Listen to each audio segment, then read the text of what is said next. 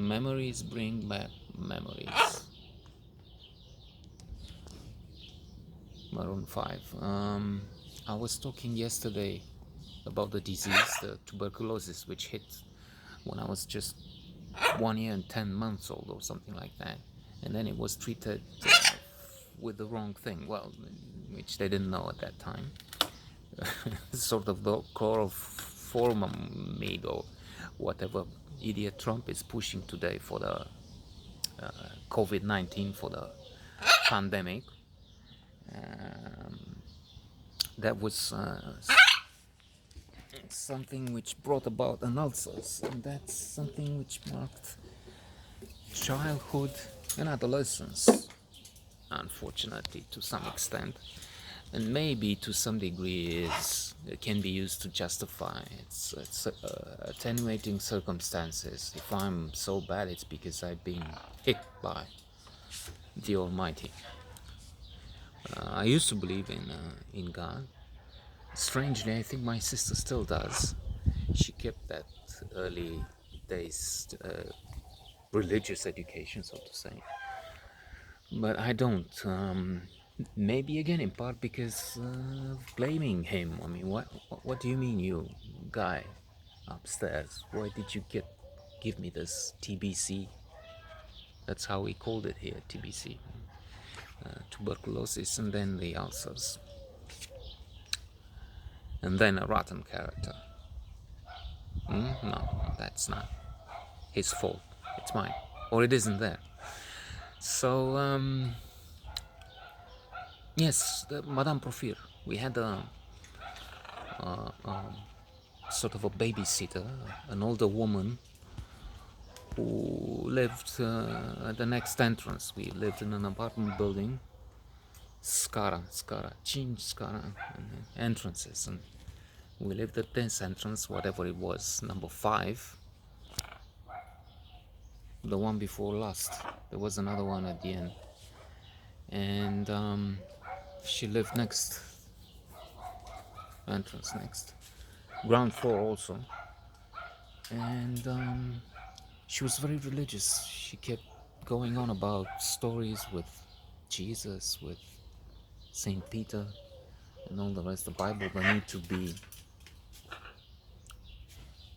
faithful, and it worked for a while. One thing which comes to mind now was in Merishan, Veronica. I mentioned her the day before yesterday, I think, and spent time there, and in other places in and around Pitești. And this time it was near Easter, and we stayed without the good food, eggs, bacon, what have you, and enjoyed cucumbers, fasting to get the Holy Communion, which is an issue in those days, because we have this fucked up religious hierarchy here, the Orthodox, Romanian Orthodox, led by this guy I mentioned, and I will come back to him for sure, because he's, with Trump, one of the symbols of the progress of the civilization we live in today. He has an ultra expensive Mercedes brand, but it's Maybach. Preposterous, ridiculous, devilish, really. I mean, he's the devil incarnate, but leader of the local faith, and they're attacked by atheists, heathens, apostates like me, because they wouldn't use single-use spoons. They go on with a silver, whatever. Silver is I think my brother-in-law Johnny told me that indeed silver helps. The composition, the fact that it's made of silver, helps in preventing some transmission of some diseases. But you wouldn't use this in a pandemic. You shouldn't. I mean, you must find ways. But very interested in their welfare. in the limousines. Not the real thing. So tomorrow, inshallah, if there is a tomorrow in those days, we should move on to whatever else happened in that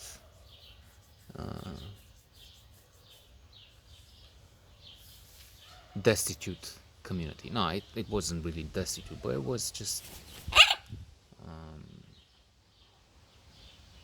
modest. Modest to poor, I would say. At the animal farm, where all animals are equal, but we were less equal than the rest. Or maybe we should move on to the dystopia, to some scenarios about what will happen next.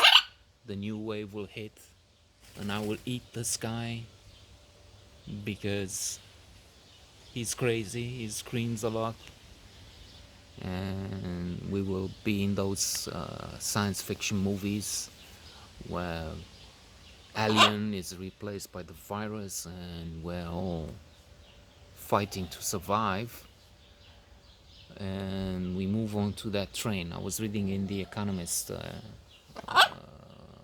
supplement, the Espresso, whatever we get every day, and on Saturday it's cultural, largely, that they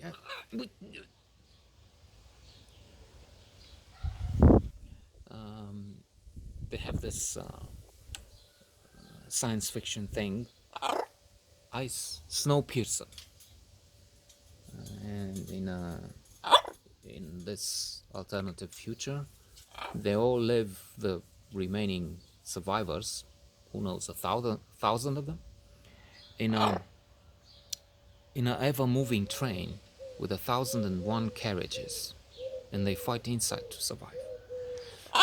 Ooh, creepy. But that's the world of tomorrow. Huh?